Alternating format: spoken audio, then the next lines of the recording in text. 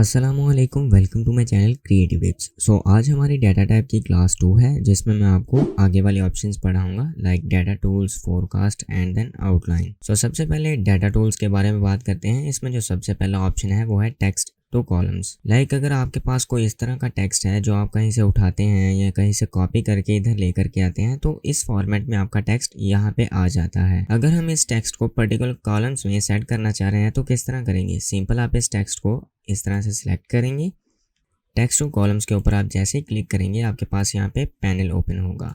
आप simple next करेंगे। Next करने के बाद ये आपसे यहाँ से डेलीमीटर्स पूछेगा, यानी कि आपने अपने डेटा को कॉमास के जरिए सेपरेट किया है, सेमीकोलंस के जरिए या स्पेस के जरिए। तो आप यहाँ पे देख सकते हैं हमारे डेटा के दरमियान जो है वो कॉमास हैं, तो हम यहाँ पे कॉमा के ऊपर चेक लगाएंगे एंड देन नेक्स्ट करने के बाद सिंपल आप फिनिश करें तो आपका डेटा खुद ब खुद कॉलम्स में सेट हो जाएगा। इसके बाद बात करते हैं फ्लैश फिल की। ये काफ़ी इंपॉर्टेंट ऑप्शन है। इधर मैं शीट 10 में आ जाता हूँ और इधर आने के बाद ये मैं आपको बता दूँ, सिंपल 1 का जो स्क्वायर होता है वो 1, 2 का 4, 3 का 9 और सिंपल हम इनके स्क्वायर्स निकालते हैं। इधर मैं एक फॉर्मूला यूज़ करता हूँ, इज इक्वल टू ये वाली वैल्यू मल्टीप्लाई बाय ये वाली value and then enter. Enter करने के बाद सिंपल मैं इसे यहाँ से पकड़ के नीचे ड्रैग करता हूँ, तो यहाँ पे सारे नंबर्स के स्क्वायर्स आ जाएंगे। तो सिंपल इसके दरमियान जो फॉर्मेट्स है वो क्या है? फॉर्मेट तो इसका ये होगा कि मैंने 1 को मल्टीप्लाई किया 1 के साथ, 2 को मल्टीप्लाई किया 2 के साथ, 3 को मल्टीप्लाई किया 3 के साथ। इसी तरह हम सबका यहाँ पे फॉर्मेट लिखेंगे। सिंपल अगर मैं इस तरह से ये वाला फॉर्मेट लिख करके अगर मैं इसे पकड़ के यहाँ से ड्रैग करूँ तो आप देख सकते हैं ये तो इसका फॉर्मेट नहीं। 2 को मल्टीप्लाई करें 1 के साथ तो 4 तो नहीं आता, तो इसका मल्टीप्लाई हम कैसे लिखेंगे? सिंपल फ्लैश फिल की मदद से। मैं क्या करता हूँ, अपने सारे नीचे वाले सेल सेलेक्ट कर लेता हूँ और पहले सेल का मैं फॉर्मेट यहाँ पे लिख लेता हूँ। अब जैसे ही हम फ्लैश फिल के ऊपर क्लिक करेंगे तो आप देख सकते हैं यहाँ पे सब उसके फॉर्मेट्स आ जाएंगे। सिंपल इसकी आपको समझ आ गई होगी। अब हम चलते हैं शीट 11 पे और बात करते हैं रिमूव डुप्लीकेट के बारे में। सिंपल इधर देखें, मैं आपको सबसे पहले यहाँ पे होम में आकर के यहाँ पे जो डुप्लीकेट वैल्यूज़ हैं वो दिखा देता हूँ, ये वाली। एंड देन यहाँ पे आप देख सकते हैं एक ये डुप्लीकेट वैल्यूज़ हैं और ये उम्र की डुप्लीकेट वैल्यूज़ हैं। ये 2 वैल्यूज़ यहाँ पे डुप्लीकेट्स हैं। दोबारा डेटा टाइप में आ जाते हैं और यहाँ से मैं जैसे रिमूव डुप्लीकेट के ऊपर क्लिक करूँगा तो यहाँ पे एक पैनल ओपन हो जाएगा। अब ये मुझसे पूछेगा कि आप नेम के लिहाज से या सेल्स के लिहाज से देखना चाह रहे हैं डुप्लीकेट वैल्यूज़। तो मैं सबको चेक ही लगा रहने दूंगा क्योंकि मैं दोनों कॉलम्स में अपने डुप्लीकेट वैल्यूज़ देखना चाह रहा हूँ। तो सिंपल मैं ओके करूँगा तो यहाँ पे जो भी डुप्लीकेट वैल्यूज़ होंगी वो खुद ब खुद डिलीट हो जाएंगी। अब ओके करते हैं इसे। अब इसके बाद हम बात करते हैं डाटा वैलिडेशन की। ये काफ़ी इंपॉर्टेंट ऑप्शन है। शीट 9 पे आ जाते हैं और यहाँ पे आप देख सकते हैं मैंने कुछ डेटा पुट किया है। अब सिंपल यहाँ पे मैं डाटा वैलिडेशन अप्लाई करता हूँ। ये सारे सेल्स मैं सेलेक्ट करके डाटा वैलिडेशन के ऊपर क्लिक करूँगा और यहाँ पे आ जाते हैं। अब अलाउ में जाके मैं क्या करता हूँ कि मैं यहाँ पे टेक्स्ट लेंथ सेलेक्ट कर लेता हूँ। मैं यहाँ पे चाह रहा हूँ कि भाई अगर यहाँ पे कोई बंदा 10 डिजिट से कम का नंबर पुट करे तो उसे यहाँ पे एरर शो हो। तो सिंपल यहाँ पे लिख लेते हैं जो मिनिमम डिजिट्स होंगे, यानी कि जो मिनिमम टेक्स्ट की लेंथ होगी उसमें 10 डिजिट्स लिखे होंगे और मैक्सिमम भी 10 डिजिट्स। मैं ओके करता हूँ। अभी तो यहाँ पे 10 डिजिट्स लिखे हैं। अगर यहाँ पे मैं कम डिजिट्स लिख के इस तरह से एंटर करूँगा तो आप देख सकते हैं इसने मुझे एरर दे दिया है। सिंपल इसे क्रॉस करते हैं और आगे बढ़ते हैं। आगे डाटा वैलिडेशन में जाने के बाद आगे वाला जो ऑप्शन है वो है टाइम। आप टाइम पे कोई भी वैलिडेशन लगा सकते हैं डेट के ऊपर। अब आ जाते हैं लिस्ट के ऊपर। मैं इसे कैंसिल करता हूँ, यहाँ पे आ जाते हैं। ये वाले सारे सेल्स इस तरह से सिलेक्ट कर लेते हैं और डाटा वैलिडेशन में चले जाते हैं। इसमें जाने के बाद हम आ जाते हैं एनी वैल्यू और लिस्ट में यहाँ से हम अपना सोर्स उठाएंगे कि किस एक पर्टिकुलर सेल्स को हम लिस्ट में ऐड करना चाह रहे हैं। सिंपल यहाँ पे कुछ मैंने लिख के रखा हुआ है, यही हम सोर्स उठा लेते हैं इतना और सिंपल मैं ओके करता हूँ। अब जब मैं किसी एक सेल के ऊपर आऊँगा तो आप इसके साथ देख सकते हैं एक एरो है। इसके ऊपर अगर मैं क्लिक करूँ तो ये जो यहाँ पे 2 अल्फ़ाबेट्स यानी आप कह लें 2 वर्ड्स लिखे हुए थे वो यहाँ पे एक लिस्ट में आएंगे। अब अगर यहाँ पे नाम मिस्टर है तो मैं मिस्टर लिख दूँगा, अगर यहाँ पे भी मिस्टर है तो मिस्टर लिख दूँगा, अगर यहाँ पे मिसेज है तो मैं यहाँ पे मिसेज लिख दूँगा। सिंपल आप इसका यूज़ आसानी से कर सकते हैं। अब चलते हैं डाटा वैलिडेशन में आगे की तरफ और आगे है डेसिमल, मैं इसे कैंसिल करता हूँ। अब आ जाते हैं एज के लिहाज से मैं यहाँ पे डाटा वैलिडेशन अप्लाई करता हूँ। सिंपल आप सारे सेल्स इस तरह से सिलेक्ट करें, यहाँ से लेकर यहाँ तक। अब चले जाते हैं डाटा वैलिडेशन में और यहाँ में जाकर के अलाउ में हम डेसिमल चूज़ करेंगे। डेसिमल में मैं चाह रहा हूँ कि जो मिनिमम बंदा है वो यहाँ पे 19 ईयर की एज का हो और मैक्सिमम जिसकी एज हो वो हो 45 एंड मैं करूँगा ओके। अब यहाँ पे आ जाते हैं, अगर यहाँ पे मैं पुट करूँगा 18 और एंटर करता हूँ तो ये मुझे एरर देगा। सिंपल इसके बारे में भी आपको पता चल चुका होगा। अब इस तरह से सारी वैलिडेशंस अप्लाई होते हैं। अब आगे चलते हैं व्हाट इफ एनालिसिस में। मैं शीट 6 में आ जाता हूँ और यहाँ पे आने के बाद एग्जाम्पल के तौर पर मेरे पास हैं 24 रुपये और यहाँ पे एक बुक की जो प्राइस है वो है 60 रुपीज़। मैं चाह रहा हूँ कि मैं कितनी बुक्स की क्वांटिटी ख़रीदूँ तो मेरा 24 रुपया ख़त्म हो जाए। सिंपल इजी तरीके से हम आएंगे व्हाट इफ एनालिसिस में और इधर से सबसे पहले देखेंगे गोल सीक, ये वाला ऑप्शन, इसके ऊपर आप क्लिक करें।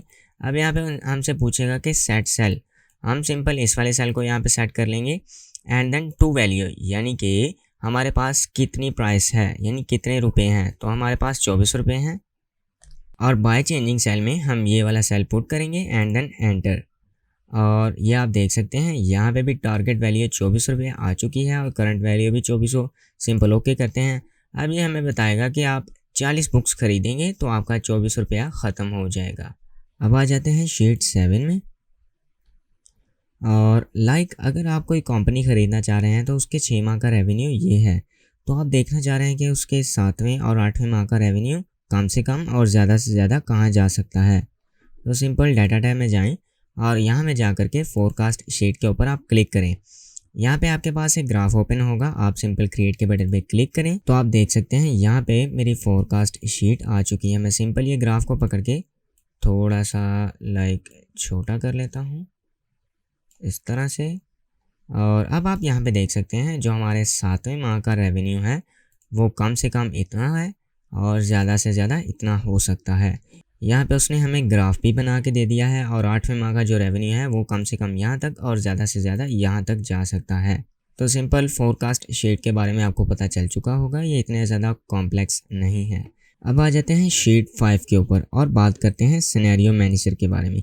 सिनेरियो मैनेजर क्या करता है, अगर आपके पास बजट है टेबल के लिए 20,000, चेयर के लिए 10,000, साइड टेबल के लिए 8,000, तो सिंपल आपका बॉस आपको बोलता है कि मार्केट जाओ और वहाँ से लो रेंज, मिड रेंज और हाई रेंज का पता करके आओ कि इस बजट में लो रेंज कहाँ तक मुझे चेयर मिल सकती है, साइड टेबल लो रेंज में और हाई रेंज में और मिड रेंज में मुझे कहाँ तक मिल सकता है इसी बजट के अंदर रहते हुए।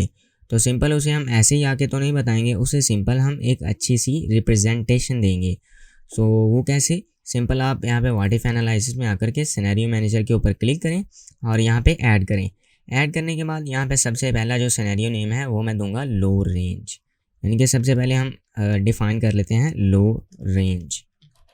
और बाय चेंजिंग सेल्स में मैं ये वाली सारी जो वैल्यूज़ हैं वो सिलेक्ट कर लेता हूँ ओके। अब हमारी जो लो रेंज वाली वैल्यूज़ हैं वो हम यहाँ पे पुट करेंगे। टेबल हमें मिल सकता है 12,000 में और जो चेयर है वो मिल सकती है हमें 5,000 में और जो साइड टेबल है वो हमें मिल सकता है 4,000 में।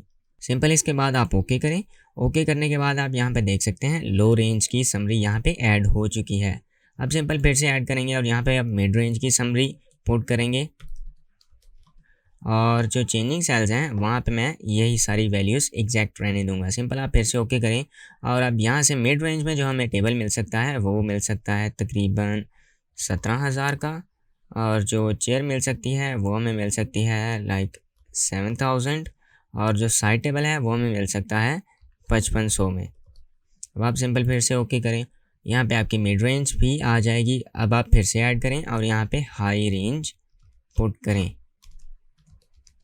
तो सिंपल दोबारा मैं यही वैल्यू सिलेक्टेड रहने दूंगा, ओके करें। अब यहाँ पे टेबल की जो हाई प्राइस है वो हमें मिल सकता है 19,000 में और जो चेयर है वो हमें मिल सकती है 9,000 में और जो साइड टेबल है वो हमें मिल सकता है 7,000 में और सिंपल आप ओके करें। इसके बाद आपने लो रेंज, मिड रेंज और हाई रेंज सब यहाँ पे ऐड कर ली। अब आप सिंपल इसकी समरी क्रिएट करना चाह रहे हैं तो सिंपल इस समरी के ऊपर क्लिक करें। आपकी समरी ये यहाँ पे बताएगा कि आप कहाँ पे इसकी समरी बनाना चाह रहे हैं। तो सिंपल मैं कोई भी रिजल्ट सेल नहीं दूंगा, ये खुद ब खुद मुझे एक अलग शीट के ऊपर समरी इसकी बना के दे देगा। अगर मैं सिंपल ऐसे ही ओके करता हूँ तो मैं दिखाता हूँ आपको ओके करके। ये देखिए अभी थोड़ी सी लोडिंग लेगा और ये मेरी यहाँ पे एक सिनेरियो मैनेजर की शीट मुझे बना करके दे देगा। अब यहाँ पे देखें टेबल के लिए उसने 20,000 के बजट का ऐलान किया और लो रेंज में जो हमें टेबल मिल सकता है 12,000 में, और मिड रेंज में जो हमें टेबल मिल सकता है 17,000 में, और हाई रेंज में 19,000 में। तो इस तरह से आप अपने सिनेरियो मैनेजर का यूज़ कर सकते हैं और किसी भी सिनेरियो की आप समरी क्रिएट कर सकते हैं। अब यहाँ पे ये शीट 8 पे आ जाते हैं, लाइक यहाँ पे। अब यहाँ पे अगर मैं कई पर्टिकुलर सेल्स को ग्रुप करना चाह रहा हूँ तो सिंपल आप कैसे कर सकते हैं। आप सिंपल इस तरह से अपने सेल्स को सिलेक्ट करें जो ग्रुप बनाना चाह रहे हैं और ग्रुप के ऊपर क्लिक करें, और आप रोज़ को ग्रुप करना चाह रहे हैं या कॉलम्स को। लाइक मेरी अभी रोज़ सेलेक्टेड है, आप ओके करें। अब आप देखें वो वाली रोज़ यहाँ पे ग्रुप हो चुकी हैं। आप यहाँ से इन्हें हाइड भी कर सकते हैं इस तरह से, ये माइनस वाले ऑप्शन के ऊपर क्लिक करके, और ये प्लस वाले ऑप्शन के ऊपर आप क्लिक करके इन्हें अनहाइड भी कर सकते हैं। अगर आपने सिंपल इन्हें अनग्रुप करना है सेलेक्टेड रहने दें और यहाँ पे अनग्रुप के ऊपर क्लिक कर दें। अनग्रुप मेरी रोज़ करनी है तो रोज़ ही करनी है क्योंकि मैंने ग्रुप भी रोज़ ही की थी। अब सिंपली इसे ओके करें तो आपकी जो रोज़ हैं वो अनग्रुप हो जाएंगी। अब आ जाते हैं सब टोटल के ऊपर। लाइक मैं अपना सारा डेटा इस तरह से सिलेक्ट कर लेता हूँ और सब टोटल के ऊपर क्लिक करेंगे। अब जो सेल्स का मैं अपना सब टोटल देखना चाह रहा हूँ तो आप सिंपल ओके करेंगे तो आप देख सकते हैं यहाँ पे जो अलग अलग नेम है उसका अलग अलग यहाँ पे टोटल आ चुका है। तो सिंपल ये इतना ज़्यादा यूजेबल नहीं है और इतने काम का नहीं है। तो आप देख सकते हैं इसने अलग अलग नेम्स को भी ग्रुप यहाँ पे कर दिया। सो आई होप आपको डाटा टाइप का पार्ट 2 समझ आया होगा और पसंद भी आया होगा। अगर आपने इस पार्ट को एंजॉय किया है तो प्लीज़ लाइक करें, शेयर करें दोस्तों के साथ, और अगर हमारे चैनल को अभी तक आपने सब्सक्राइब नहीं किया है तो प्लीज़ हमारे चैनल को सब्सक्राइब करें। Thank you.